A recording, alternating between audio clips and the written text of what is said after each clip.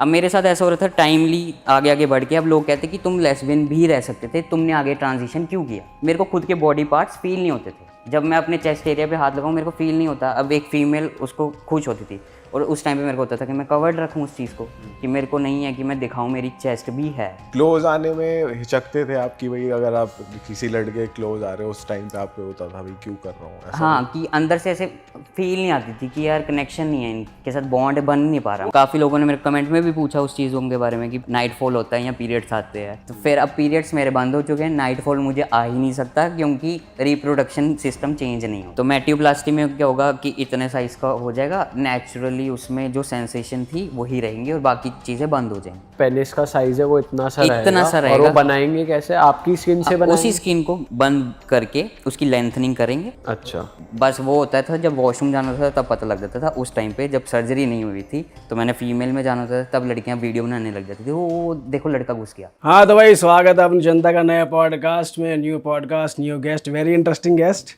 और इनके बारे में थोड़ा सा बता दूं, ये LGBTQ कम्युनिटी से बिलोंग करते हैं। हमने जो पहले पॉडकास्ट करे हैं इन कम्युनिटी के मेंबर्स के साथ वो ट्रांस थे, बट वो मेल टू फीमेल ट्रांसफॉर्मेशन हुई थी। आज जो हमारे गेस्ट हैं फीमेल से मेल में ट्रांसफॉर्म हुए हैं, और इनके साथ आज हम पहली बार इसलिए बैठे हैं क्योंकि हम पहले कभी नहीं बैठे हैं ऐसे एक पर्सनालिटी के साथ। जब हमने इनकी इंस्टाग्राम पे प्रोफाइल देखी, हमने कहा इनकी स्टोरी, इनकी कहानी तो बाहर आनी बनती है। जेंडर डिस्फोरिया, जो ये मेंटल अनस्टेबिलिटी से जूझ रहे थे, अगर कोई पॉडकास्ट ये देख रहा है वो ऐसी मेंटल अनस्टेबिलिटी से जूझ रहा है, उसको थोड़ी सी हेल्प हो जाए, तो हमने कहा क्यों ना इनके साथ बैठा जाए, इनसे बातें की जाए। इनकी स्टोरी, इनकी कहानी आज हम जानेंगे। इनका नाम है TJ। तो भाई स्वागत है आपका हमारे शो में, हाथ मिलाइए। स्वागत है जी, स्वागत है जी, वेलकम है जी। तो शुरू करते हैं शुरुआत से, आपके बचपन से, आपकी जर्नी से। तो कब आपको ये रियलाइज़ होने लगा कि मैं एक फ़ीमेल बॉडी में कंफर्टेबल नहीं हूँ, मुझे मेल ट्रांसफॉर्मेशन चाहिए? क्योंकि ये बहुत ही रिस्की होता है, अपने सारे ऑर्गन्स को चेंज करना, एक हार्मोन्स को चेंज करना जो आप नेचुरली नहीं हो, उसमें ट्रांसफॉर्म करना खुद को। तो कब ये रियलाइजेशन होने लगी? रियलाइजेशन मतलब स्कूल टाइम से था मेरे को, कि बचपन में ही बाहर खेलना, लड़कों के साथ खेलना और अकेले खेलना। बाकी लड़कियां तो मतलब चली जाती थी, ब्रेक हो गई तो क्लास में मैंने जाना, लंच ब्रेक में भी लड़कों के साथ खेलना, पूरे ग्राउंड में फुटबॉल खेलना, क्रिकेट खेल लेना। तो तब से वो मेरे को बोलते भी थे कि यार मर्द मर्द की तरह क्यों तूने रहना है। तो मेरे को लगता था कि यार अच्छा है, मेरे को ऐसी कंफर्टेबल लगता है। उसके बाद जाकर धीरे धीरे और पता लग गया कि 10th 11th में हमें आ गया सूट पहनना है। मेरा स्कूल था दिल्ली पब्लिक स्कूल जम्मू में, तो वहाँ पे सारे ऐसे होते थे कि सूट पहनना है, और वो तो बन-ठन के आएंगी सारी लड़कियाँ। तो मेरे को था कि यार मेरे लिए तो ऐसे सज़ा सी होगी ये सूट पहनना, क्यों पहनना है मुझको। तो वो कहते यूनिफॉर्म चेंज नहीं कर सकते तुम, ये तो ये यहाँ तो स्कूल चेंज कर लो। तो फिर मैंने कहा ठीक है चलेगा, 2 साल ही तो निकालने हैं 11th 12th के जिसमें सूट में पहनना है। फिर मैंने सूट पहनना। अब मेरे को चलना आता नहीं था लड़कियों की तरह जैसे वो चलती हैं, तो मैंने लड़कों की तरह चलना, टांगे खोल के थोड़ा। तो जो टीचर्स होते थे मेरे को बोलते थे कि ये कैसे चलना है तूने टांगे खोल के, लड़कियों पे सूट नहीं करता है। मैंने कहा यार मेरे से नहीं चला जाता, मैं वैसे चलूँ तो मेरी टांगे अटक जाती हैं कि कैसे आगे बढ़ना है। तो फिर कहती अच्छा ठीक है। फिर मतलब 2 साल काटे वो मैंने। उसके बाद घर वाले कहते कॉलेज में एडमिशन ले लो। अब कॉलेज का टाइम आया, उसमें भी एक कॉलेज जो पास में था वो कह रहे थे वहीं पे ले लो एडमिशन, नॉर्मली जो लेती हैं, तो उसमें आपको सूट ही पहनना पड़ेगा। मैंने कहा पहन लिया सूट मैंने, अब नहीं हो सकता। तो कहते फिर कहाँ पढ़ोगे, क्या करोगे। तो मैंने कहा मेरे को ड्रॉप करना है क्योंकि मेडिकल बैकग्राउंड है मेरा, तो मैं वो एम्स और इसकी तैयारी कर लूँ, नीट की। उन्होंने कहा कि अच्छा ठीक है मान गए। आकाश में मेरी एडमिशन होगी, तो फिर वहाँ पे मैंने 1 साल ड्रॉप कर लिया कि चलो सूट से तो बच जाएंगे। फिर सीट वगैरह जो निकली वो डेंटल और ये सब थी, तो मेरे को इंटरेस्ट नहीं था उनमें। वैसे मैंने सोचा था अगर डॉक्टर बनूँ तो गायनिक का ही करना है मेरे को। फिर मैंने कहा नहीं, ड्रॉप कर दो ये प्लान। अब सीट नहीं निकली तो मैं बायोटेक्नोलॉजी करूँ। फिर चंडीगढ़ मेरे को जाना था कि वहाँ जाके पढूँ, क्योंकि जम्मू एरिया में इतनी इस चीज़ की डेवलपमेंट हुई नहीं थी। फिर वहाँ एडमिशन लिया मैंने। घर वाले कहते कि वहाँ इतनी दूर कैसे जाना है, तुम यहीं पे पढ़ लो। अब हमारे घर में सारे लड़के पैदा हुए थे, पहली लड़की पैदा हुई थी या तो काफ़ी लोग मेरे को बोलते हैं कि शायद इसके माँ बाप का मतलब एक ही औलाद है, इसीलिए इसने ट्रांसफॉर्मेशन कराया मर्द बनने के लिए। तो ऐसा नहीं है, मेरा 3 साल छोटा भाई है, तो वो भी मतलब अच्छा खासा है, तो वो घर वाले खुश हैं उससे भी। तो घर वाले बोलते थे सूट वगैरह पहनना शुरू कर लो, अब अच्छा नहीं लगता, रिलेटिव्स भी बोलते हैं। तो मैंने कहा नहीं मेरे से नहीं होगा, मेरे को कंफर्टेबल नहीं, मेरे को सूट भी चुभता है यहाँ से, ये ऐसे रखना है। कहते मेकअप कर लो थोड़ा। मैंने कहा यार मेकअप मेरे को आता नहीं है और आप मेरे पे करोगे सूट नहीं करेगा, अजीब सी शक्ल लगेगी, मुझे खुद में शीशा नहीं देखा जाएगा।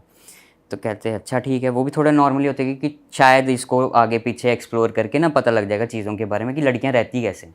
तो मैंने कहा ठीक है आपको जैसे लग रहा है वैसे ही रहने दो, अब मुझे जाने दो पढ़ने के लिए बाहर। उसके बाद बाहर गए कॉलेज, तो घर वाले काफ़ी रोक रहे थे मुझे कि मत जा, लड़कियों के लिए सेफ़ नहीं होता है बाहर जाना, और तू अकेले है, सारे घर के लड़के तो आज तक बाहर गए नहीं, यहीं पढ़ते आए हैं। मैंने कहा नहीं यहाँ पे मेरे को अच्छी पढ़ाई नहीं मिलेगी। तो मैंने मार्क्स भी अच्छे खासे ले लिए होते थे, वो खुश थे कि चल ठीक है करना है तो जा, चले जाओ। गए वहाँ पे जाके पता लगा कि यार दुनिया क्या होती है, क्योंकि वहाँ पे अब चंडीगढ़ था, सारी जगहों से और लोग आ रहे थे, और ये सबसे बेस्ट वो था कि सूट नहीं पहनना था, कुछ भी पहन सकते हो कैजुअल। तो यूनिफॉर्म उधर थी, वो भी मतलब पैंट, लड़कियाँ भी पैंट लगा रही थी और कोट लगाते थे। तो मैंने कहा सही है, ये बेस्ट है। घर वालों के साथ निकल के मैंने रास्ते में ऐसे चूज़ किया था, हाँ ये कॉलेज इधर ही करा दो। तो कहते अच्छा ठीक है यहीं ले लो। फिर उसके बाद 3 साल का वो कॉलेज चला। उसी ड्यूरेशन में मैंने एक्सप्लोर किया इन चीज़ों को कि रिसर्च करना, मेडिकल था, बायोटेक्नोलॉजी लिया हुआ था, रिसर्च करके पता लगा कि डीएनए हाँ मेरे अंदर क्या क्या चल रहा है। तो मेरे को मतलब पहले क्यों ऐसे लड़कों जैसा लगने लग गया। स्टार्टिंग में 12th तक हाँ रिलेशन मैंने रखे थे लड़कों के साथ भी, वो बेचारे देखेंगे पॉडकास्ट बोले, उनको याद आ जाएगा कि हाँ हाँ हमारे साथ था। तो फिर मैंने कहा कि यार मेरे साथ रिलेशन मत रखो, मेरे से कंफर्टेबल होता नहीं है उस लेवल का। तो वो कहते अच्छा ऐसे कैसे हो सकता है, मतलब लड़की है तू, तेरे से क्यों नहीं हो रहा। मैंने कहा नहीं मेरे को नहीं रखना। तो कहते अच्छा ठीक है, मान जाते थे, 1-2 महीने का रिलेशन होता था। क्लोज आने में हिचकते थे आप कि भाई अगर आप किसी लड़के क्लोज आ रहे हो उस टाइम पे आपको होता था भाई क्यों कर रहा हूँ ऐसा? हाँ कि अंदर से ऐसे फील नहीं आती थी कि यार कनेक्शन नहीं है, इनके साथ बॉन्ड बन नहीं पा वो रहा। अराउज नहीं होते थे आप अंदर से, मतलब वो फीलिंग्स नहीं डेवलप होती थी कि यार मैं इसके साथ फिजिकल रिलेशनशिप बनाऊं या कुछ ऐसा। हाँ जैसे आप मान सकते हो कि बटरफ्लाई वाली फील आती है ना किसी हाँ, और नए रिलेशनशिप में तो और आती है। को, हाँ, वही वैसा हो नहीं रहा। और फिर मेरे को होता था रखना क्यों है, फिर नाम का टैग क्यों लगाना। हाँ, अच्छा।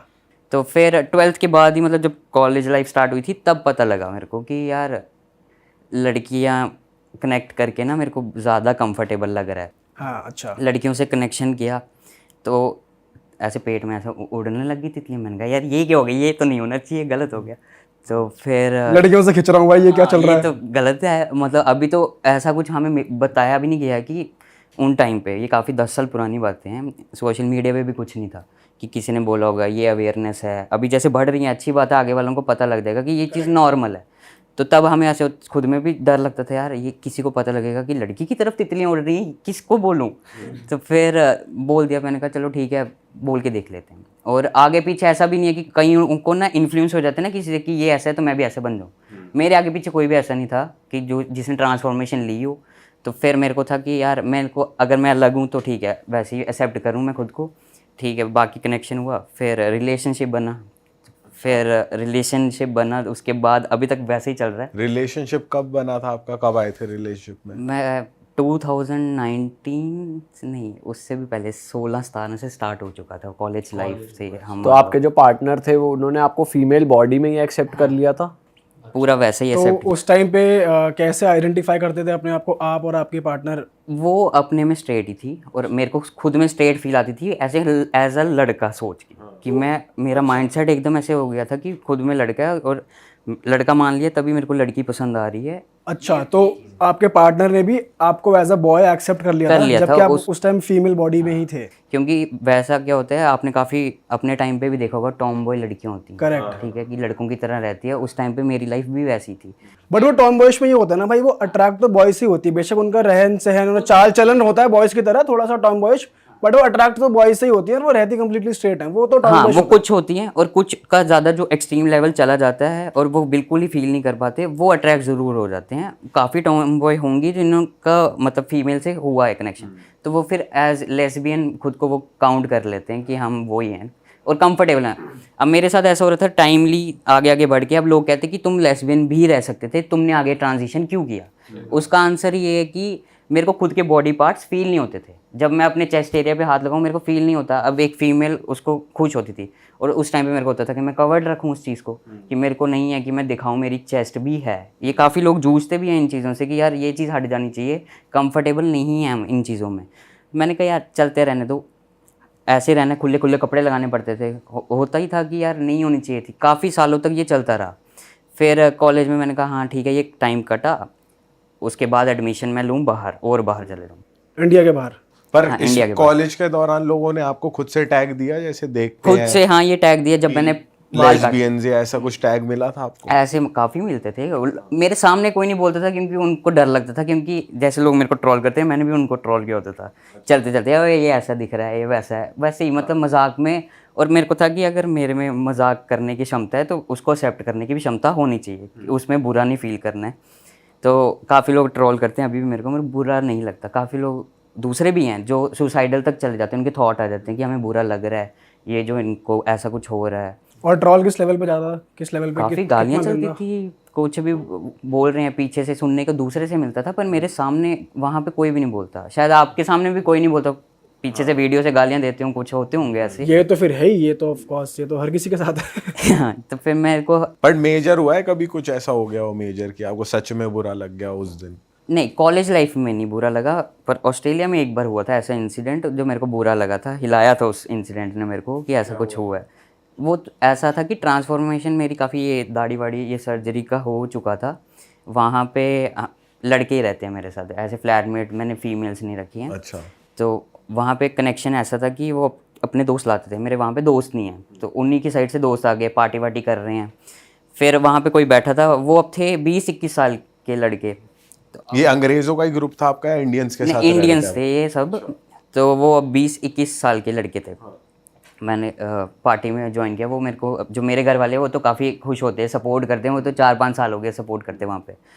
फिर वो अपने दोस्त जो जो नए आते हैं उनको खुशी से बताते हैं, ओए इसने ऐसे ऐसे ट्रांसफॉर्मेशन ली। वो मानते हैं कि यार पागल बना रहे हैं। तो फिर कहते कि अच्छा, फिर बैठ जाते हैं ऐसे सैम के, ठीक है, आधे एक्सेप्ट कर लेते हैं। और उस झुंड में 1-2 ऐसे आए, तो वो बैठा साथ में मेरे इधर था, तो उसके आगे और लड़के थे। अब मेरी साइड ना वो टर्न होके बैठ गया, तो अब पार्टी चल रही है, बीट कर लिया आपकी पीट तरफ? कर ली मतलब ऐसे। तो बाकी उन्होंने कहा यार सीधा बैठ, क्या हो गया तेरे को? तो वो उसको चढ़ी भी हुई थी, तो फिर अब क्या हिट हुआ पता नहीं, वो ऐसे पीट करके बोलता यार मैं कंफर्टेबल नहीं हूँ। तो वो कहते क्यों, क्या हो गया तेरे को? कहते मेरे को घिन आ रही है इससे, ये इसने ऐसे बैठा हुआ है। तो वो कहते कि क्यों? मैं फिर मेरे को ऐसे माइंड में मेरे को भी ऐसे स्ट्राइक हो गया कि यार ऐसा क्या कर दिया मैंने कि किसी को घिन भी आ सकती कि ऐसा कुछ हो गया है। वो बड़ा ऐसे इंसिडेंट वैसे हिलाने वाला था कि अगर इसको घिन आ रही है तो ऐसी कितनी जनता होगी जिनको मेरे से घिन आती होगी वीडियोस देखी। यार अंडर प्रेशर ऐसे लगता होगा कि यार ये क्या कर रहे हैं अपनी लाइफ के साथ, नेचर के साथ। डीप थॉट्स में चले गए आप अपने ही? अपने ही मतलब खुद में ऐसे क्वेश्चनिंग होगी मेरे को कि यार क्या ऐसा कर दिया कि दूसरे को बुरा लग रहा है। और ऐसा तो है नहीं कि ये मेरे बिल पे करेगा बैठ के, बट फिर भी खुद में ऐसा हो रहा था कि ठीक है इसकी ऐसी चॉइस होगी, उसका माइंडसेट वैसा नहीं बना है एक्सेप्टेंस के लिए, तो उसको भी एक्सेप्ट मैं खुद में कर लूँ। और कितने लोग हैं आगे जो होंगे जिनसे नहीं हो पाएगा एक्सेप्ट। हर एक वैसा माइंड थॉट नहीं रखता कि ओपन हो जाएंगे कि इसको भी एक्सेप्ट किया। कई चीज़ों की जो मेरे से भी एक्सेप्ट नहीं होती, शायद मेरे साथ अचानक से, मैंने आज तक कोई ट्रांस फीमेल अपने पास में नहीं देखी, तो मेरे साथ कोई बैठ जाए तो पहले मैं सोचूं, मैं खुद में भी सोचूं कि अच्छा इसने भी वो ट्रांसफॉर्मेशन ली है। तो फिर उसके बाद धीरे धीरे अगर वो बात करें, हाँ पता लग जाएगा कि ठीक है कि कंफर्टेबल उस लेवल तक होना है इनसे, उनको उनकी रिस्पेक्ट चाहिए, तुम्हें अपनी चाहिए, तो वहाँ तक रखो। फिर उसके माइंड सोचा मैंने कि ऐसा चला होगा शायद इसलिए घिन आने लग गई है। फिर वो थॉट बड़ा हिला गया। फिर उसके बाद मैंने कहा चलो जाने दो। अब मैंने इतनी जनता के आगे आके देखा रील्स में, मैंने ये नहीं सोचा था कि मुझे कभी गालियाँ पड़ सकती हैं। जब मैंने पिछले साल ही अकाउंट स्टार्ट किया, अपना नाम ऐसे डाल दिया कि ये मेरा नाम है, ये मेरी रील स्टार्ट हुई, और रीच बढ़ के आगे जब ट्रॉल शुरू हुआ काफ़ी ज़्यादा कमेंट आ गए गालियों भरे। मैं सोचूं यार ऐसा कैसे हो सकता है कि मेरे को गालियाँ पड़ रही हैं, ऐसा काम क्या किया है? मैं शक्ल भी ठीक है मेरी, ऐसे तो पढ़ने नहीं चाहिए कि शक्ल से ट्रोल कर दिया। तो फिर ट्रांसफॉर्मेशन को लेकर बोलने स्टार्ट हो गए कि हाँ मतलब वही अजीब से सलवार में तलवार हो गई, ये तो सबको वो थॉट है ही है। आपने काउंटर भी करा हुआ इसका? काउंटर मैंने किसी को भी नहीं किए होते, कमेंट में मैंने हंसी मजाक में लिए होते हैं। और यही होता है ना, लड़के मजाक करते हैं तो उसमें सहन तो करना होता है, लड़कियां चिढ़ जाती हैं ये तो इनको लगता ही है। करेक्ट बात। आप उल्टा बोल देते हो कुछ, जैसे कमेंट में लिख दिया? कमेंट में किसी को बोल दिया होगा हाँ तेरे साथ भी होए, जैसे आधे तो लोग बोलते हैं तू सुसाइड कर ले, मैं तू भी कर ले, साथ में चलते हैं मतलब ऐसे मजाक में कि जितना मजाक मैं कर पाऊँ वैसे लेकर आगे बढ़ो। उनसे चिढ़ के गालियां देना खुद की गिराने वाली बात है। एक को गिराया तो 10 और नीचे शुरू हो जाएंगे कमेंट पे कमेंट, हाँ तू ये अच्छा बोल दिया, काफियों को तो बोलेंगे हाँ है तो औरत ही ना, अच्छा ही बोलेगी। वो तो समझ रहे हो, इससे लड़ा नहीं जाएगा। इसलिए मैं कुछ भी बोल दूं, कुछ मुद्दा जनता तो से है। तुम लड़ नहीं सकते, वो तो भाई बैठी है, उनको तो जो वेल्यू लोग हैं वो लोग कमेंट करेंगे, वो करेंगे बहसबाजी। तो हाँ, तो वो मुद्दा तो उनको कुछ भी चाहिए कि ये अपनी तरफ से बस उठे तो हम आएंगे 10 बंदे। उसको नीचे दिखाएं बैठ के कमेंट में। हाँ, तो भाई अभी तक जो आपकी जर्नी चल रही थी, अभी तक आपको शूट से प्रॉब्लम थी, कॉलेज में आपका रिलेशन बना, तो आपके माइंड में ये कब आया अब मैं यार ट्रांसफॉर्मेशन शुरू करता हूँ कि मैं अब बॉडी चेंज कर लूँगा? और जो साइकाइट्रिस्ट से आपकी मीटिंग हुई उसके बारे में थोड़ा बताओ। ये हुआ था 2020 के आसपास ही, कोविड का जो टाइम चल रहा था, बॉर्डर्स हो गए बंद, मैंने ऑस्ट्रेलिया में फंस लिया था और इंडिया आ नहीं सकते थे। अच्छा, तब आप ऑस्ट्रेलिया जा चुके थे एज अ फीमेल, आप जा चुके As a थे female, और आपके पार्टनर से क्या अंडरस्टैंडिंग थी आपकी? उन्हें पता था कि आप ऐसा करने वाले हो या क्या? हाँ, उनको मैंने बताया हुआ था कि मैंने ऐसे ही रहना है और आगे आगे ट्रांसफॉर्मेशन करनी है। इवन रोका था कि यार इतना सब करना ही क्यों है, जब मैंने एक्सेप्ट कर लिया किसके लिए करना है। मैंने कहा किसी और के लिए तो नहीं करना है, खुद के लिए ही करना है। काफ़ी लोग बोलते हैं किसी लड़की के लिए कर लिया होगा उसने, या किसी लड़के के लिए उसने चेंज हो लिया। तो मैंने कहा ऐसा कुछ भी नहीं है, मेरे को खुद में खुशी मिलेगी इस चीज़ को, और मैंने अपने आप को देखा हुआ वैसे बनना है, तो वैसे बन के ही मैंने सांस लेनी है। पार्टनर और फैमिली से डिस्कस किया था आपने? हाँ, वैसे धीरे धीरे ही डिस्कस किया। ऐसे तो है नहीं है कि सब ओपन माइंडेड है। उनको बोला ये हो गया, वो कहते हैं ये कौन सी बीमारी है, तो कोई नहीं ठीक हो जाओगे, 30 साल के हो जाओगे ठीक हो जाओगे। मैंने कहा नहीं, अब तो मेरी 28 उम्र हो रही है, अब भी नहीं हो रहा, तो अब तो मैं सर्जरी तक जाऊँ।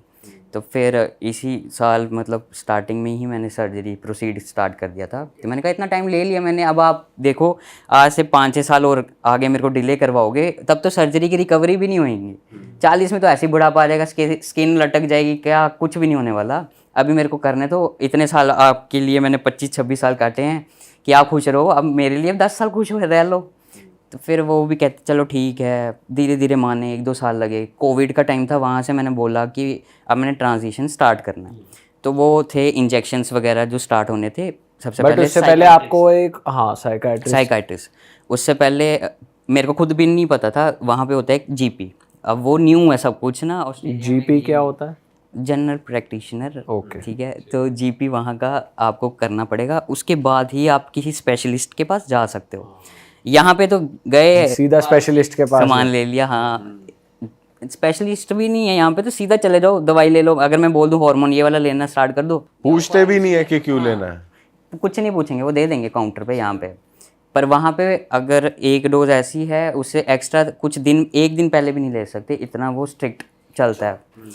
अब जीपी से पूछा, जीपी मेरा ना पाकिस्तान से थे वहाँ पे, तो वो ऐसे डर गए। अब थोड़े ना मुस्लिम में होता है कि ये ट्रांजिशन को ना थोड़ा हराम टाइप मान लेते हैं कि पता नहीं मुझे। अब वो कहते कि ये क्या चीज़ होती है, क्यों करना है आपको ऐसे। मैंने कहा मेरे को ऐसा फील होता है। तो अब वो मना भी नहीं कर सकते वहाँ पे, क्योंकि ऑस्ट्रेलिया में डॉक्टर्स मना नहीं कर सकते किसी चीज़ को।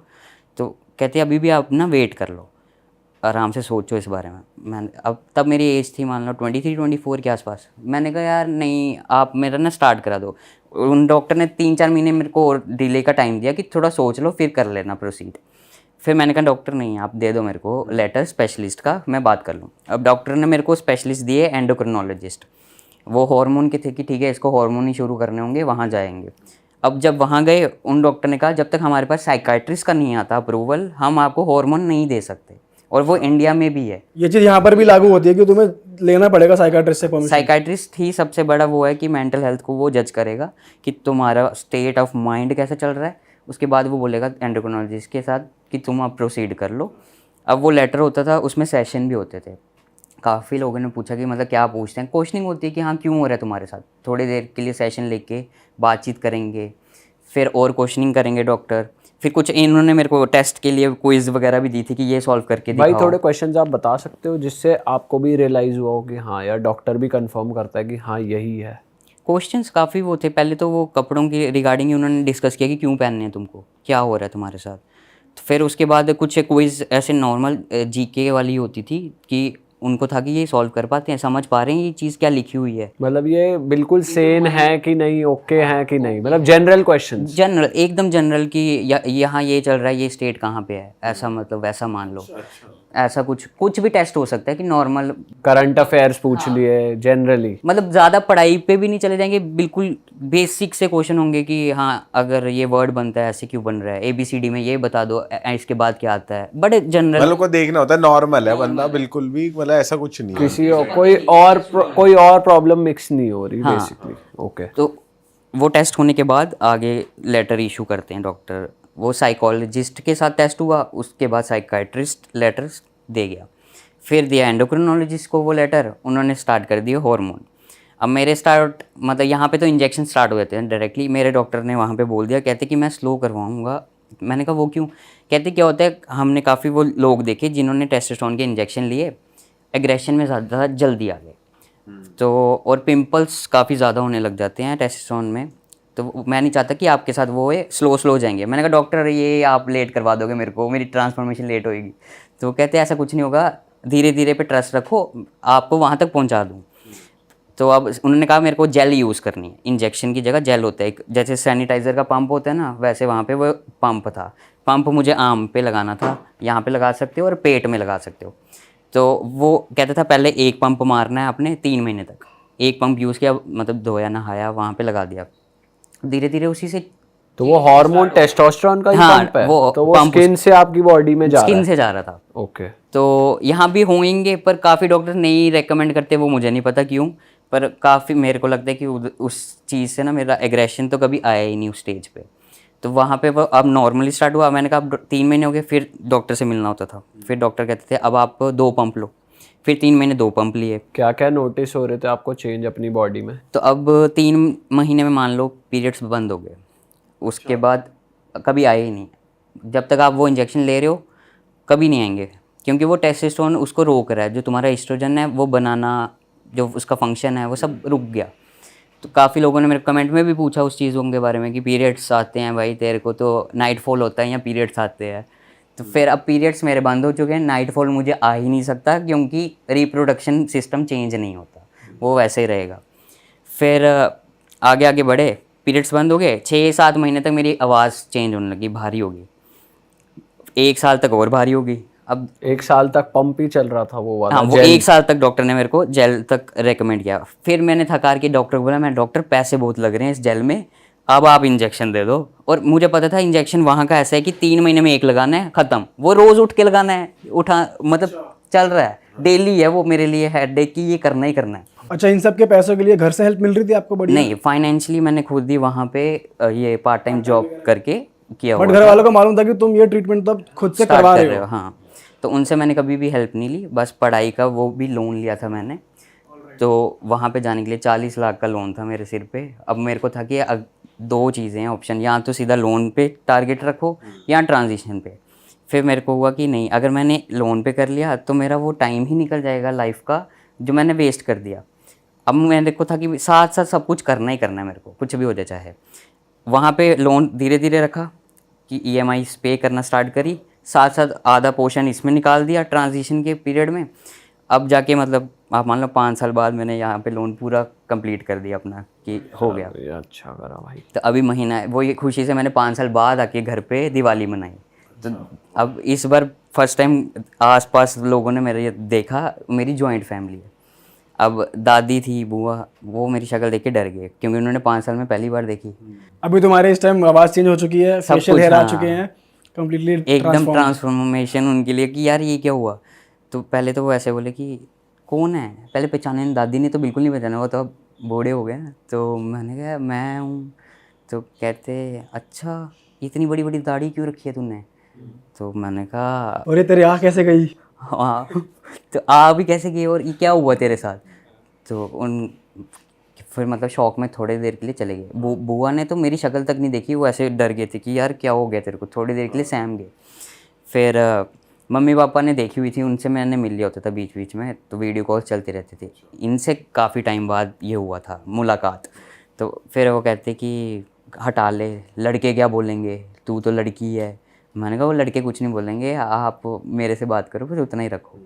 तो कहते नहीं, दादी कैसे थोड़ी टेंशन में आ गई। मैंने कहा दादी मैं खुश हूँ यार, आप टेंशन मत लो, क्या हो गया आपको? तो फिर वो धीरे धीरे अब 1 हफ्ता ही काटा मैंने घर पे। नीचे मेरे ना मार्केट है, अब मार्केट में काफ़ी लड़के वगैरह थे, उन्होंने भी मेरे को देखा था आज से 5 साल पहले, तो वो लोग आधे उनमें से फॉलो करते थे, तो आधे नहीं करते थे, उन्होंने भी काफ़ी टाइम बाद देखा।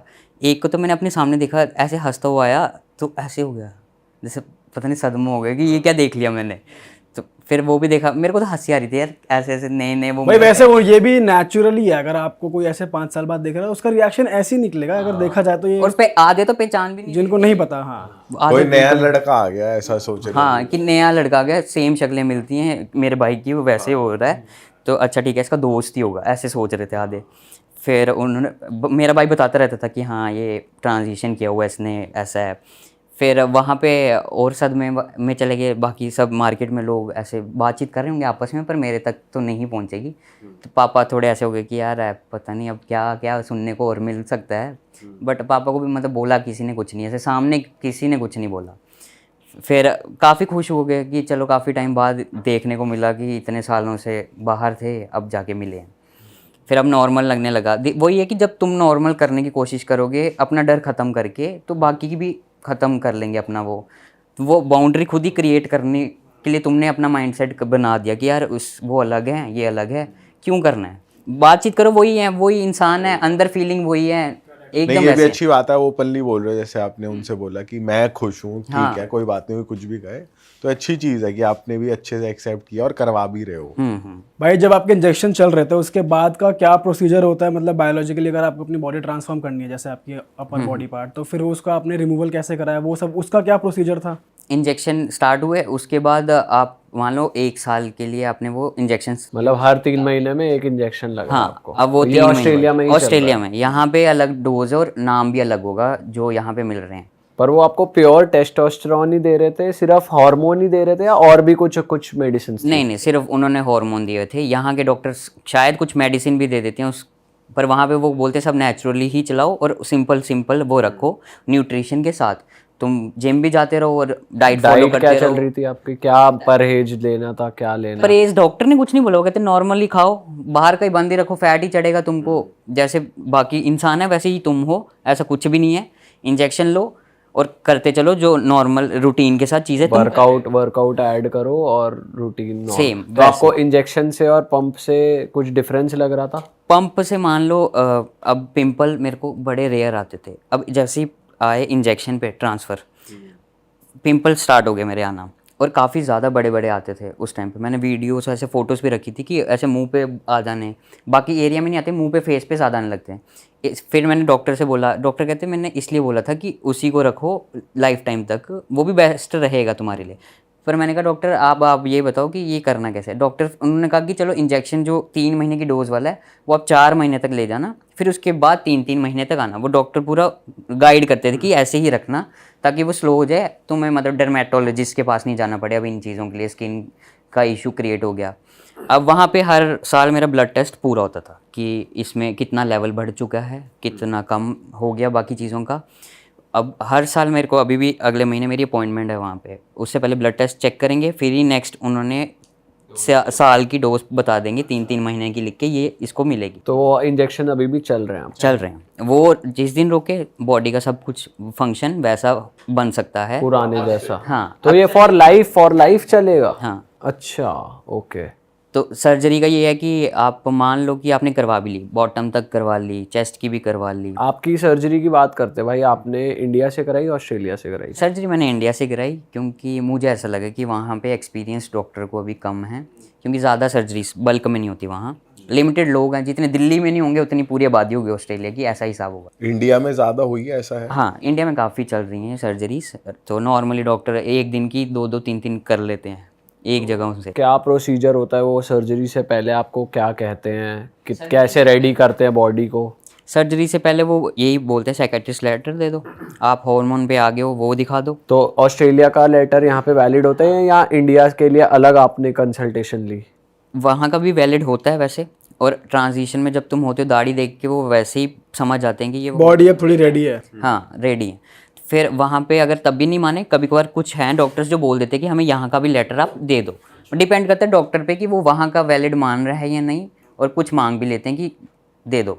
2-3 थे डॉक्टर, मैंने जब यहाँ पे कंसल्ट किया कि यहाँ पे मुझे सर्जरी स्टार्ट करनी है चेस्ट की, तो फिर एक ने मेरे को बोल दिया कि यहीं वाले साइकाइट्रिस्ट से आपको बात करनी पड़ेगी, हम वही लेंगे। और 1-2 जो थे वो मान भी गए थे कि ठीक है आपके तो दिख भी रहे हैं कि आपका है और लेटर आप दे ही रहे हो। फिर उन्होंने कहा कि ये 2 टाइप की सर्जरी है चेस्ट वाली, एक होती है की होल वाली और एक होती है डबल इंसिजन जिसमें पूरी कट लगेगा चेस्ट। और वो कट रहेगा? हाँ, लाइफ टाइम तक रहेगा। अब जिम करते रहो तो वो मान लो मसल बन गया, वो स्किन का वो नीचे चला गया, पर वो फिर भी रहेगा, विजिबल होगा वो मार्क। हाँ, बड़ा से हल्का सा हो जाएगा। पर बाद में देख लो, अब न्यू टेक्नोलॉजीज आ रही हैं, वो लेज़र से हट जाए या किसी टैटू वाले उससे हट जाए तो वो करवा सकते हो बाद में, पर वो रहेगा मार्क कि इसकी सर्जरी हुई है। आपने कौन सी वाली कराई थी? मेरी डबल इंसिजन हुई थी। अब इशू ये हुआ था, मैंने जब हार्मोन लेना स्टार्ट किए थे, अब वहाँ पे कोविड था, उस ड्यूरेशन में मेरी सर्जरी डिले हो गई कि 2 साल तो वहीं पे कट गए। अब उस ड्यूरेशन में क्या हुआ कि जैसे हार्मोन लेना स्टार्ट किया, मेरी जो चेस्ट वाला एरिया था पहले ऊपर था, वो सैग्ड हो गया हार्मोन की वजह से, क्योंकि वहाँ पे वो ईस्ट्रोजन लेवल स्लो हो गया, वो मेल हार्मोन ज़्यादा बढ़ रहे हैं तो फीमेल हार्मोन से। हाँ, तो वो लिफ्टेड थी पहले, तो वो सैग्ड होगी, जैसे एक बूढ़ी औरत की आपने देखी होगी, एकदम स्किन लूज, चेस्ट नीचे होगी। अब डॉक्टर को चेक करवा के हम पूछते हैं कि डॉक्टर कौन सी हो जाएगी, आप बता दो जो आप बेस्ट रिजल्ट दे पाओगे। तो फिर डॉक्टर ने कहा कि देखो की होल सूट नहीं करेगी, हम करेंगे स्किन सैग्ड है, वो स्किन रह जाएगी, फिर आप उसको जोड़ोगे वो ज़्यादा लंबा बढ़ जाएगा, इससे अच्छा आप सीधा डबल इंसिजन करो और निकाल के पूरा अटैच कर देंगे हम पूरा। मैंने कहा चलो ठीक है, मेरे को कोई दिक्कत नहीं है, 100 स्टिच भी आता है, मैं प्रिपेयर्ड हूँ दिखाने में भी, और काफ़ी रील्स में मैंने दिखाई भी अपनी पूरी सर्जरी, ऐसे है, ये ऐसे दिख रहा है, मेरे को उसमें भी शर्म थी, मेरे को हाँ ठीक है, किया तो किया है। उसके बाद वो करने के हो गया सब कुछ कंप्लीट, डॉक्टर फिर कहते कि अब 6 महीने के गैप ज़रूर लेना हर सर्जरी के। फिर यूट्रस रिमूवल होता है पूरा अंदर से, उसके बाद तो वैसे ही पीरियड्स बंद हो जाएंगे। फिर टेस्टोस्टेरोन का लेवल डॉक्टर भी कम कर देते हैं टाइमली, कि अगर आपका वो है ही नहीं पार्ट, वो कम कर देंगे कि ओवरडोज में ना चाहे वो भी पूरा चेक करेंगे। उसके बाद फिर से ब्लड टेस्ट लेके कि ये चल रहा है। फिर बॉटम के लिए आप प्रोसीड कर सकते हो, वो भी 2 टाइप की है, एक होती है मैटियोप्लास्टी, एक फेलोप्लास्टी। ओके। तो मैटियोप्लास्टी में क्या होगा कि इतने साइज़ का हो जाएगा, नेचुरली उसमें जो सेंसेशन थी वही रहेंगी और बाकी चीज़ें बंद हो जाएंगी। मतलब आपका जो पेनिस का साइज है वो इतना सा रहेगा, और वो बनाएंगे कैसे? आपकी स्किन से बनाएंगे? उसी स्किन को बंद करके उसकी लेंथनिंग करेंगे। अच्छा, वहीं पे वो बंद हो जाएगा। तो आपका यूरिन पास उसी से होगा? उसी से होगा। और बोनर होगा उसमें?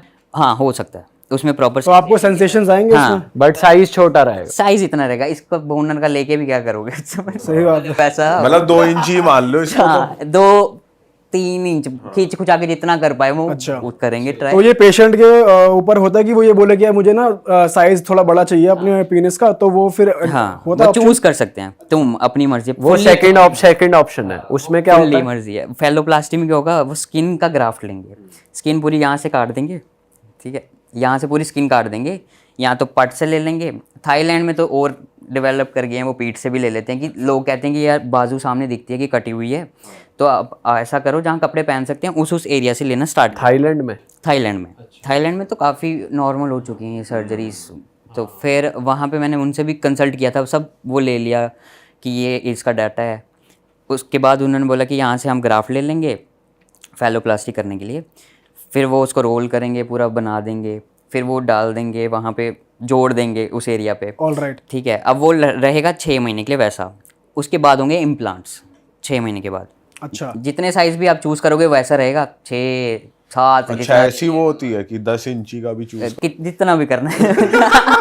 बड़वा लो, जरूरत नहीं है। 10 का ले रहे हो? हम तो झूठ नहीं। फिर इतना ही लंबा, मतलब जितना आपकी क्षमता है वैसा चाहिए। अपनी हाइट के हिसाब से भी देखो, वो अब क्या फ़ायदा कि अब तुम 5 फुट के हो, तुम 10 लगा लो, ज़मीन पर टच हो रहा है। तो फिर डॉक्टर ने कहा कि वो ग्राफ्ट कर लेंगे। मैंने कहा ठीक है, आगे बताओ पूरा।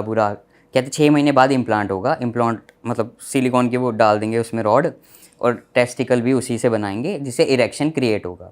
अब डॉक्टर बड़ा चूज़ करना पड़ेगा बेस्ट इस चीज़ में, क्योंकि एक भी नर्व की एंडिंग आगे पीछे हुई वो डेड हो जाएगा। वो कभी ना खड़ा होगा ना फील होगा उधर क्या हुआ, बस सुसु निकल जाएगा तुम्हारा, और कुछ किसी काम का नहीं है वो। बोनर भी नहीं होगा अगर कुछ? नहीं, कुछ भी फील ही नहीं होगा, तुम कर भी नहीं सकते किसी के साथ, वो कुछ फील नहीं है उसमें। करोगे भी तो ऐसा लगेगा, अगर तुम बस स्किन टच करे हो किसी के साथ, कुछ है ही नहीं फील के सेंसेशन। फिर मैंने कहा हाँ थोड़ी रिस्की है ये वाली, और इसका 87% ही है रेट सक्सेसफुल का। तो जिसने भी जाना है इस सर्जरी तक बड़ा सोच के जाओ, क्योंकि मेटियोप्लास्टी बड़ी सेफेस्ट है अभी तक की, 100% उसमें रहेगा। पर लोगों को माइंड में ये रहता है ना कि साइज़ बड़ा नहीं है, किसको दिखाएंगे। मतलब वैसे नॉर्मल लड़के भी जिनका साइज़ छोटा होता है वो ऐसे ही सोच रहे होते कैसे बड़ा हो जाए, जैसे अभी आपने बात करी। तो उस टाइम पे उसके माइंड में भी होता है कि इतनी ट्रांसफॉर्मेशन मैंने ले ली, जो कर रहे हैं इस ट्रांजिशन में, तो बड़ा क्यों नहीं करवाएंगे।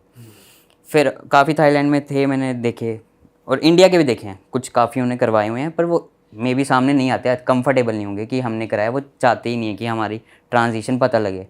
तो मेरे को था कि मेरा है जो मैं बाकियों के लिए हेल्प ज़रूर करूं वीडियोस के थ्रू, कि इन्हें पता लगे कि क्या होता है, आगे क्या क्या हो सकता तो है। आप कौन सी सर्जरी ऑप्ट करोगे नीचे? ऑप्ट जैसे मेटियोप्लास्टी होगी तो उसके बाद फेलोप्लास्टी पे आप जा सकते हो। अच्छा, तो मतलब आपका बेसिक मेटियोप्लास्टी है, वो होने के बाद भी आप फेलोप्लास्टी कर सकते हो। करा सकते हो 6 महीने के गैप में। 6 महीने की गैप मर्जी है, साल भी कर लो, 2 साल कर लो, जब खुद में लगे कि तुम फाइनेंशियली उस चीज़ के लिए काबिल हो गए हो तब बढ़ो। कितना खर्चा आता है भाई? जो आपकी चेस्ट वाली थी उसमें कितना खर्चा आया था? चेस्ट में मान लो 1.5 लाख आराम से लग जाता है, और आफ्टर केयर तो ज़्यादा ही लग जाता है, कितने मेडिकेशन। दिन हॉस्पिटल रहना पड़ता है? उसके लिए एक रात काटनी है बस, अगले दिन आप घर जाओ, स्टिचेस खुलेंगे। कैसा रहा था आपके लिए वो? मतलब बेड रेस्ट पे थे आप, इन्फेक्शंस हुए, या तबीयत कैसी रही आपकी उसके बाद? उस ड्यूरेशन में मान लो मैंने जैसे एक रात कट गई, अगले दिन पहले तो मतलब जब सर्जरी करके निकले 3 घंटे में मुझे लग गया सुसु। तो सुसु लग गया, मैंने कहा मेरे को जाना है सुसु करने, मेरे को जाने दो। नर्स रोकने लगी कि नहीं एनेस्थीसिया का नशा चढ़ा हुआ है, आप नहीं जाओगे, तो आपको नहीं पता कि दर्द वर्द हो रही होगी। तो मैंने कहा नहीं बड़ी ज़ोर से आ रहा है, कहते ठीक है आपको वो लगा देते हैं कैथेटर, जो नीचे डाल दिया। फिर पूरी रात वही लगा रहा मेरे को।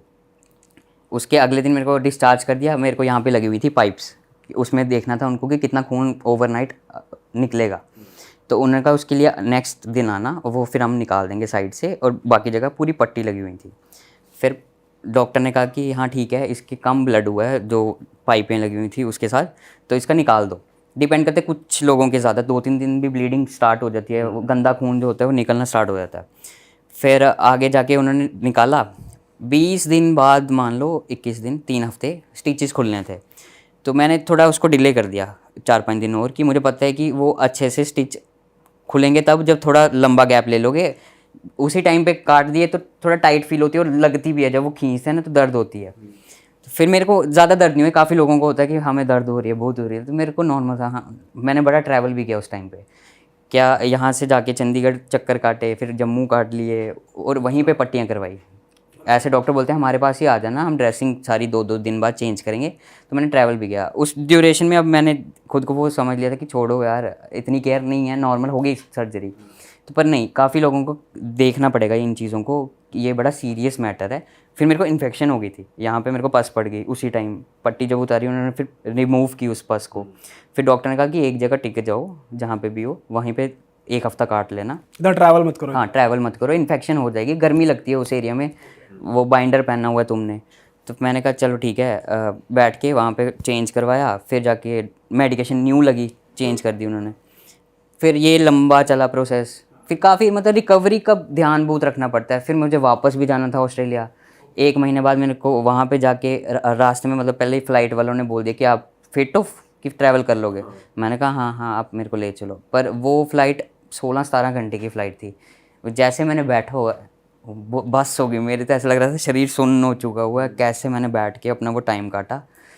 तो लोगों को है कि घर बैठो अच्छे। तो भाई एक बात बताओ, जैसे अभी आपने बताया जो नीचे की सर्जरी होती है बॉटम पार्ट की, वहाँ पे टेस्टिकल्स आते हैं, पीनिस डेवलप किया जाता है, तो बॉडी स्पर्म तो नहीं प्रोड्यूस करेगी ना? नहीं वो नहीं करेगी। इजैकुलेट नहीं करोगे इफ़ यू आर परफॉर्मिंग, नहीं होता। इजैकुलेशन वो हो सकता है जैसे एक फीमेल बॉडी में डिस्चार्ज होता है वैसा डिस्चार्ज निकल सकता है, पर वैसा नहीं होगा कि जैसे लड़कों में स्पर्म रिलीज हो गया, ये कुछ नहीं होगा। तो वाइल डूइंग इट आप कैसे फिर, जैसे ऑर्गेजम मिलता है मेल को, या फिर जैसे इजैकुलेट किया नाउ यू आर डन, तो वो चीज़ आपको कैसे आप फील करोगे अगर? वो वैसे ही जैसे सेंसेशन फीमेल में हो जाता है ना, कि उस बॉडी पार्ट का जो क्लाइटोरियस पार्ट है उस एरिया में पूरा जब जी स्पॉट हिट हो गया आपका, तो फील आ गई कि ये हो गया, उसी की तरह वैसा है। और डिस्चार्ज होएगा उसी जगह से, क्योंकि वो एक ही जगह बन गई होगी तुम्हारी, अच्छा, उसमें हो सकता है। अब फैलोप्लास्टी में भी वैसा ही होगा, पर वही है कि सेंसेशन काफ़ी लो हो चुकी होगी उस चीज़, तो इसमें डिस्चार्ज आप एक तरीके फीमेल की तरह ही कर काइंड रहे ऑफ हो, वैसा कि डिस्चार्ज पीनस भी है तो भी।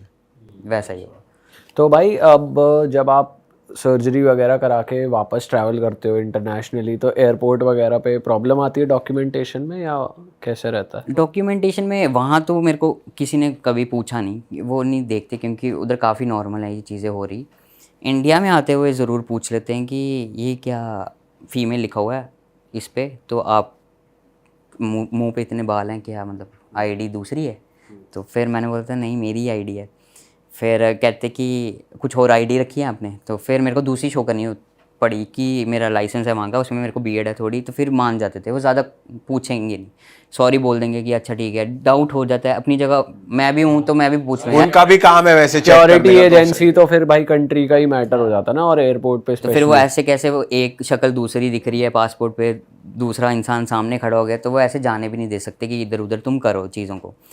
फिर पहले होता था जब मैंने सर्जरी नहीं करवाई थी, जब इंडिया ही आना था, अब मैंने पार्ट्स लगे हुए हैं, चेकिंग करवानी थी, दाढ़ी तो आ गई है मेरे को अच्छी खासी, अब वहाँ पे फीमेल वाली सेक्शन से चले जाना, तो वहाँ पे वो आते थे पुलिस वाले, बोलते ओ छोटू तू कहाँ चला, मैं क्या छोटू एक तो ये मजाक भी सहन करना पड़ेगा, जो लड़कों के साथ कुछ भी बोलते हैं, लड़कियों की इज्जत होती है, तो लड़कों की तो बेइज्जती बड़ी है हर सही जगह। कह रहे हो भाई, लड़कों को तो बोल सकते हैं, लड़कियों को नहीं बोल सकते, छोटी कहाँ रही है जरा। हाँ, वहाँ पे तो वो हो जाता है कि लड़कियों को ऐसा बोल दिया ऑफेंड हो जाएंगी, केस पड़ जाएगा, कुछ भी हो जाएगा। तो ये तो चलो मेरे को नुकसान हुआ है इस चीज़ का कि ये चीज़ कर दी मैंने तो मैं एडमिट भी करूँ काफ़ी जगह वहाँ हुआ। तो जब फीमेल वाले सेक्शन में जाते थे तो फिर वो वहाँ भी क्वेश्चन करते होंगे, यार तुम वहाँ मेल वाले में जाओ। हाँ, क्वेश्चन करती थी वो फीमेल, कहती मैं नहीं चेक करूँगी, क्या आप मेल ही हो, आप झूठ बोल रहे हो। मैंने कहा आप टच करके पार्ट चेक कर लो, पार्ट तो लगे ही हैं अभी। तो कहते हैं नहीं, वो आजकल तो गाइनोकोमेस्टिया भी हो रही है, वो तो बोल लड़कियों के भी होते हैं आजकल, निकल जाते हैं, कैसे मान ले। मैंने कहा अब क्या, अब अंदर चल लो, चेक कर लो पूरा जाके। कहते नहीं वो हम नहीं कर सकते, आप बताओ क्या करना है। मैंने कहा आप ऐसा करो, किसी मेल वाले को भी साथ खड़ा कर लो, फिर भी चेक करना है आपको, चेक उससे कर लो, सेंसर से जैसे कर सकते हो। फिर मान जाते थे थोड़ी बहस करके, क्योंकि मेरे को था कि जब तक पार्ट्स नहीं कटे हैं उसकी इज्जत तो करो। मेल वाले में मैं क्यों जाऊँ, वो टच करके चेक करेंगे, बोलेंगे भाई ये क्या है, तो मेरे को खुद में अनकंफर्टेबल हो जाएगा। तो मैंने कहा यही चूज़ करना है, मैंने आईडी मेरी यही लिखी है, तो तुमको वही देखना पड़ेगा अभी। फिर अब जाके मैं तो मेल सेक्शन से भी हाल ही होते हैं, मेरे को कोई फ़र्क नहीं है, अब तो है नहीं है तो फिर क्या ही होगा। तो आईडीज़ का भी प्रोसीजर होता है, बाहर थोड़ा लंबा चल जाता है, 6-6 महीने तक पासपोर्ट देना पड़ जाएगा, मेरा ट्रैवल में भी रुक जाएगा उस चक्कर में। तो मैंने अभी इसलिए आईडी अपनी ना चेंज ही नहीं की होती, वहाँ पर फीमेल ही लिखा हुआ है अभी। फीमेल लिखा हुआ मेरी आईडीज़ पे ना। तो मेरे को है कि ठीक है, मैं जब थोड़ा इंडिया ज़्यादा मेरा लंबा चक्कर लग तब गया, change करा उस ड्यूरेशन में चेंज करवा लूँ, ईजी हो जाएगा मेरे लिए।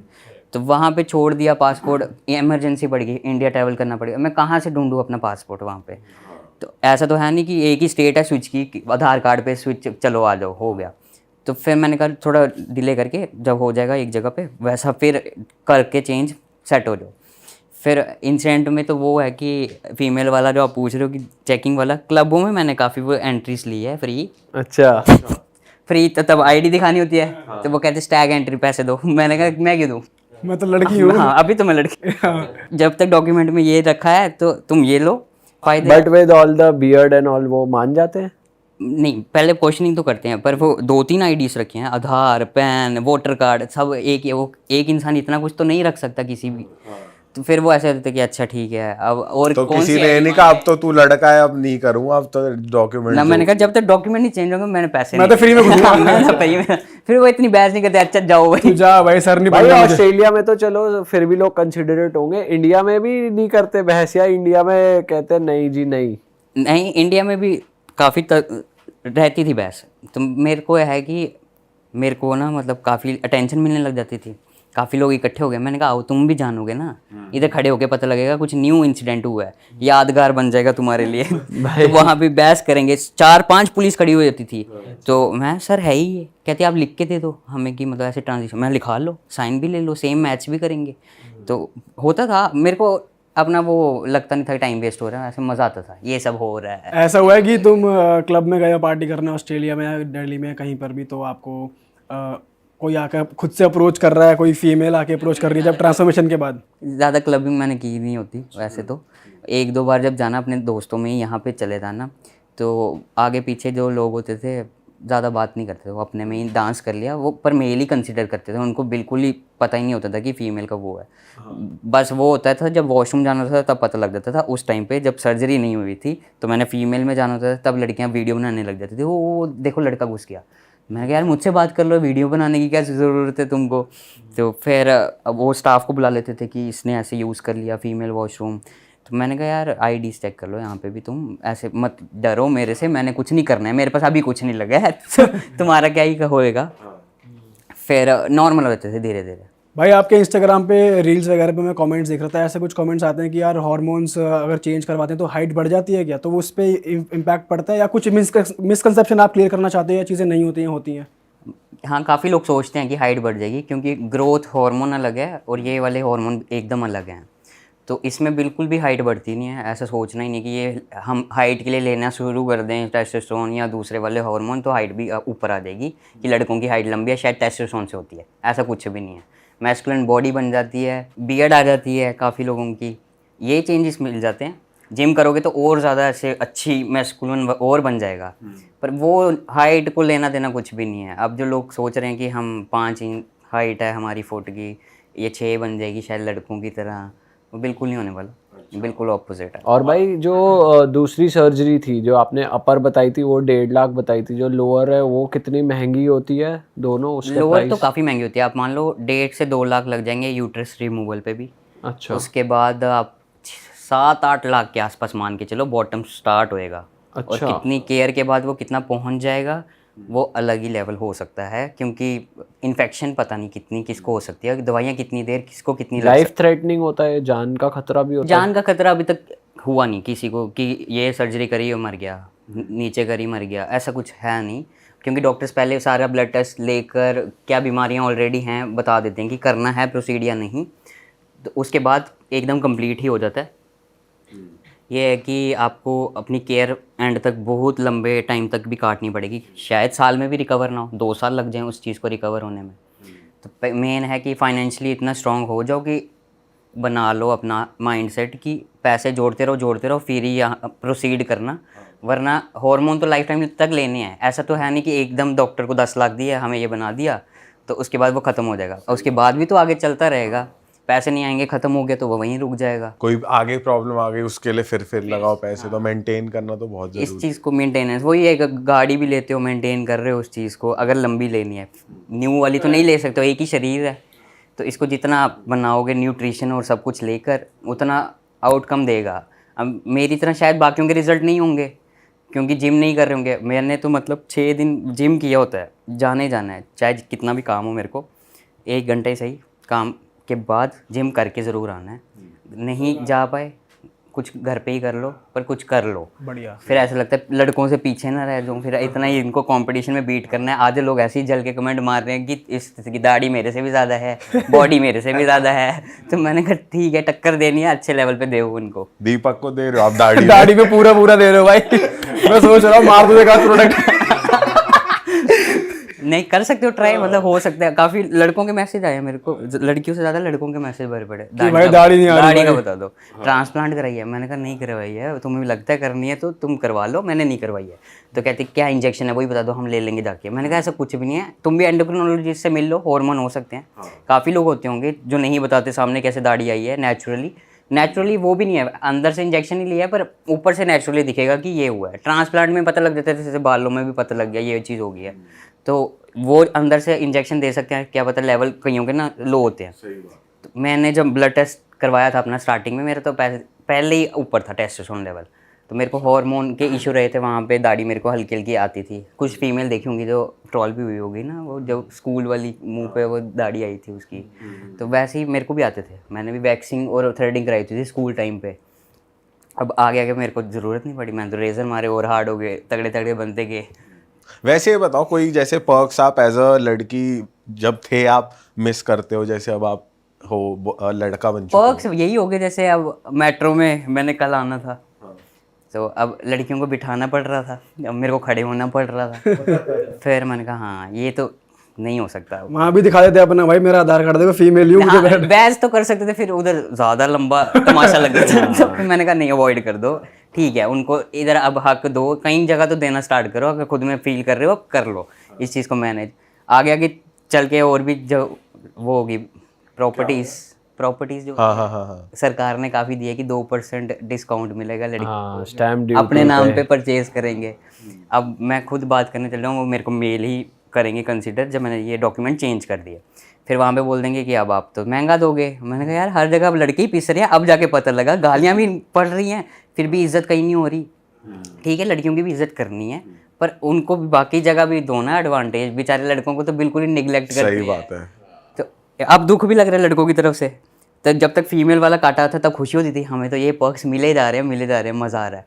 पर अब जाके लड़कों को यही है, सरकार से दरख्वास्त की जा सकती है लड़कों के लिए कि सोचो कुछ वैसा ही, उन्हें भी वैसे बुरा लगता होगा अंदर ही अंदर। रिलेशनशिप वाइज भी आपको ये लगा कि लड़के ज़्यादा सह रहे हैं हाँ।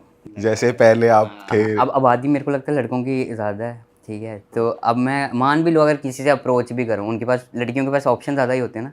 अब उस टाइम पे मेरे को आते थे 10 प्रपोजल, इस टाइम पे मेरे को जाना पड़ता है। तो ये चेंज हो गया ना, टेबल ही राउंड हो गया। फिर मैंने कहा यार ये तो बड़ा मेहनत का काम है, ऐसे अब आगे से रिजेक्शन भी खाओ।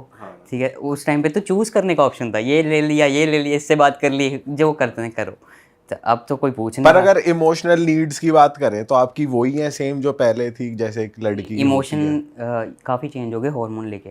पहले मेरे को ना, आप मान लो, रोना जल्दी आता था कि मूवी देखी रो दिया, किसी से बातचीत हो गई रो दिया। अब जाके चेंज ही हो गया कि गर्मी ज़्यादा चढ़ जाती है जिस्म में। पहले मेरे को ठंड लगती थी, ये भी चेंज आया एक।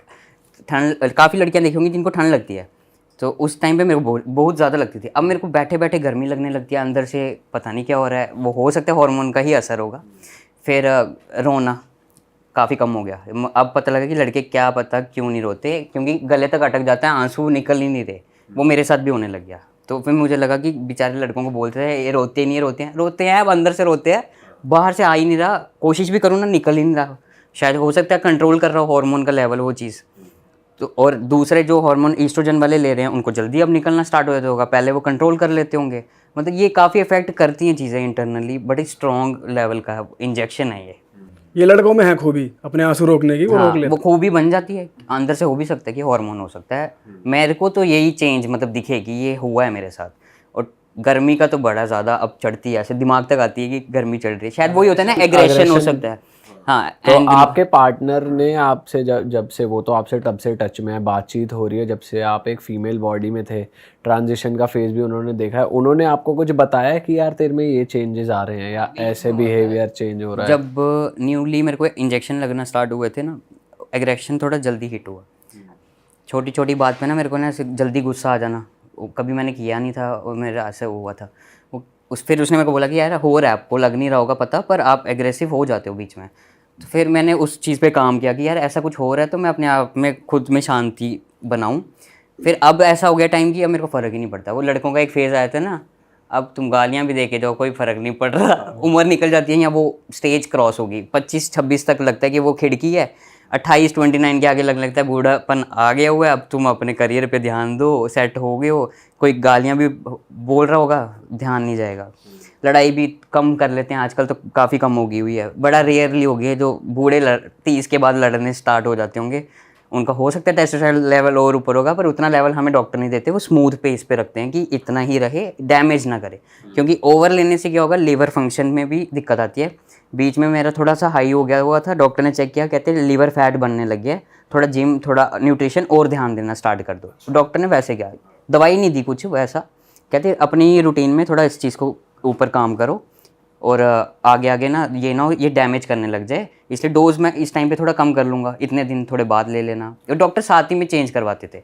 अब यहाँ पे अब मैं बता दूँ ये इंजेक्शन है, लेने जाओ, किसी ने जाके फार्मेसी से उठा लिया, उसे क्या पता कितने दिन बाद दूसरा लेना है, 15 दिन बाद ले लिया, किसी ने हफ्ते बाद ले लिया, उसका अंदर से तो कुछ और ही डैमेज हो स्टार्ट हो जाएगा, लीवर फेल हो सकता है, कोई और बीमारी बनी। उनको लग रहा है कि बस हमारी दाढ़ी आ जानी चाहिए, ये मर्द बन जाएंगे हम उस एक इंजेक्शन से।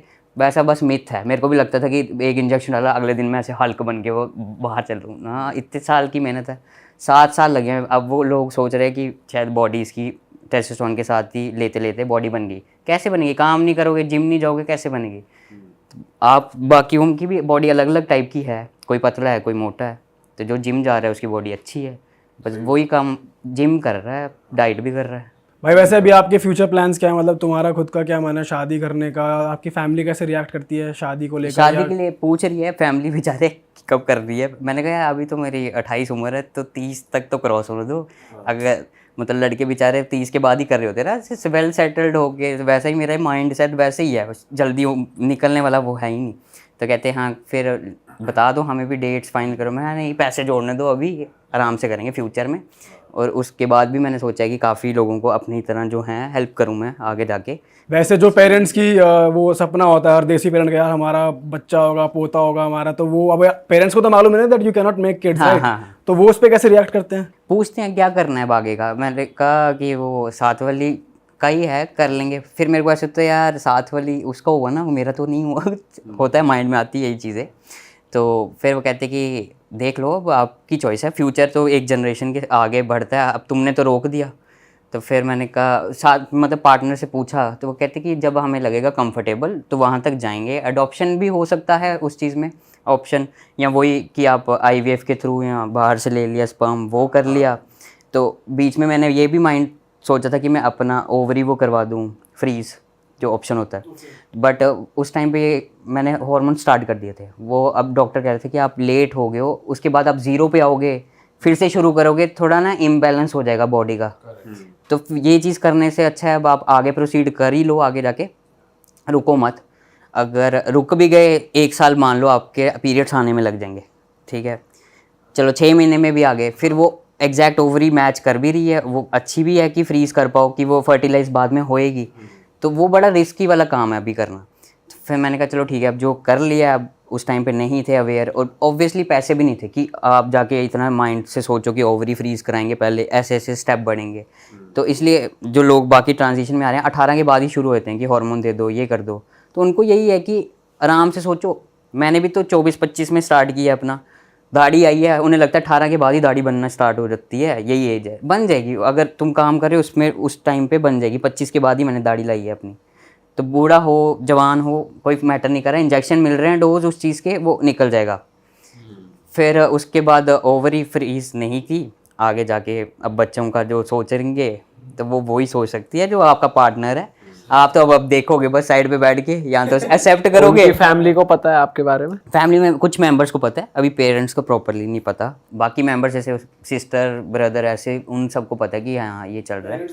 पेरेंट्स तक को प्रॉपरली वैसा कुछ गाइडेंस मेरी फैमिली में पता है, उन्होंने एक्सेप्ट कर लिया कि ये है, ऐसे रहना है इनको, आगे पूरा फ्यूचर तक उन्होंने सोच लिया। अब देखते हैं कब तक चलता है रिलेशन, क्या पता बीच में ही ना हो जाए कुछ, पर ठीक है अपनी साइड से लॉयल वैसा है। बढ़िया भाई।